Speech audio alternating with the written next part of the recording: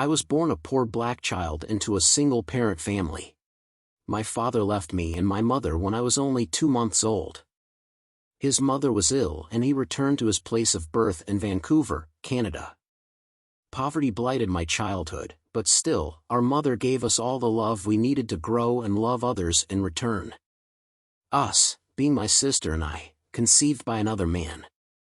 While we had nothing of substance, second-hand clothes, shit and butter for dinner and not one single holiday abroad growing up, I did get a Commodore VIC-20 computer once for Christmas.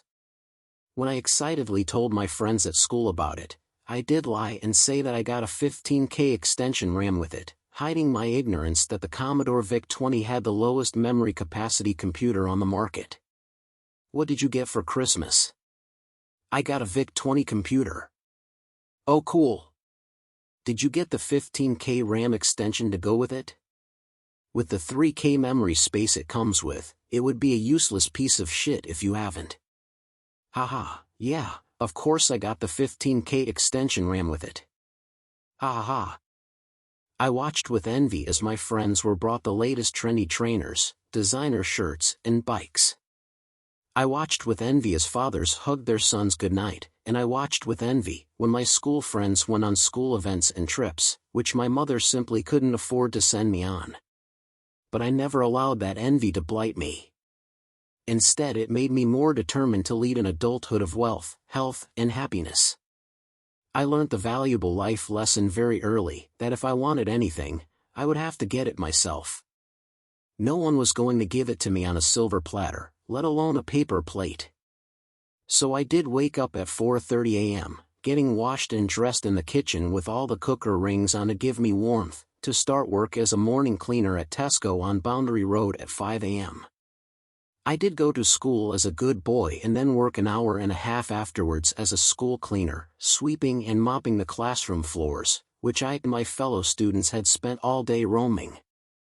I did work Friday nights and Saturdays at the co-op store and I relished the first, combined, wage of £100, which I remembered spending on new shoes and clothes for my cousin's wedding. I learned from an early age that I had to work, and work hard, to support myself and my family. I remember fondly working for Pete the Packy, who owned the corner shop, lugging stock from the shelves of the local booker's store into his car, and then out of his car into the shop, earning enough money to afford a packet of 20 cigarettes for my mother. I once painted his house, and first saw the silhouette of a beautiful lady's body, as his wife used to walk around in her flimsy white nightie, clearly wearing nothing underneath. I remember averting my glance from the dark patch of her black pubic hair, clearly visible through the thin white material.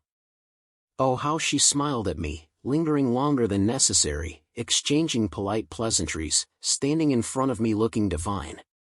Ample breasts, curvy hips, lingering black hair and a smile on her face. Oh, the memories. Be it doing the odd jobs for Pete, paper rounds, wheeling and dealing on the school playgrounds, or working second and third jobs, I was determined to lead a life of adulthood, free from poverty and disappointment. I was all set to break away from my childhood and lead a new life of adventure when I ran away to the south of France at 17 years old, grabbing the opportunity of working for my aunts and uncles, who had pooled their money to buy a mansion in Les Salles, a mere 20 miles south from the castle city of Carcassonne. My dreams of becoming a Frenchman were dashed when I received a letter from my mother, asking me to return to home, because my sister had fallen pregnant at only 14 years old. I was gutted and distraught, but did as my mother asked, returned home, got a job working as a fruit machine engineer working for Brent Leisure, and for the next few years, dutifully handed over my hard-earned money to my mother to pay for nappies, food, and clothes for my niece. And then when the dust had settled and my family were doing well, I escaped again, but this time to Houston, America. It had always been my dream to travel the world, and by God, nothing was going to stop me, especially not a pregnant sister.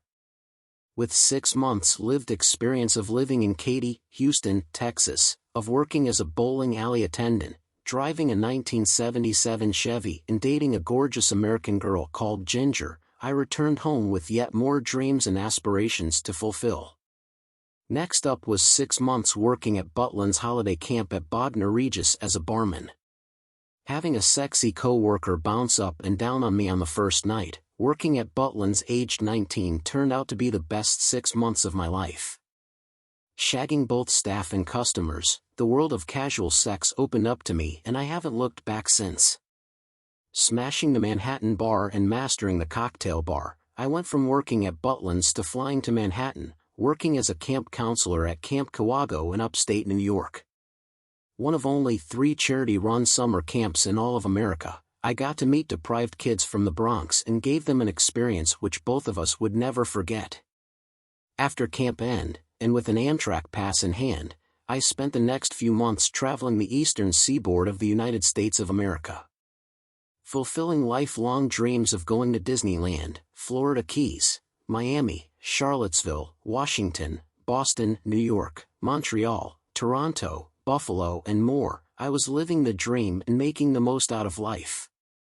I returned home a happy man, spending my 21st birthday in the States, and relishing the experience of handing over my ID to an American barmaid, legally allowed to drink in America for the first time. Even my sister falling pregnant for a second time, by a different father, didn't damp my spirits. I was a new man. I had proved I was able to motivate myself to go abroad and survive whatever life threw at me, without calling home for help. Not that my mother could offer me help, even if I asked. And then I went to Hong Kong. I was on a roll and I didn't want to lose my newfound independence. Anything to get away from my mom, sister and 2 nieces. This is my life and I'm entitled to live it as I see fit. Living in Hong Kong from 1994 to 1996, traveling Malaysia, Singapore, Thailand, Indonesia and more, in the company of my besties Rob and Alec. I couldn't have wished for a better life.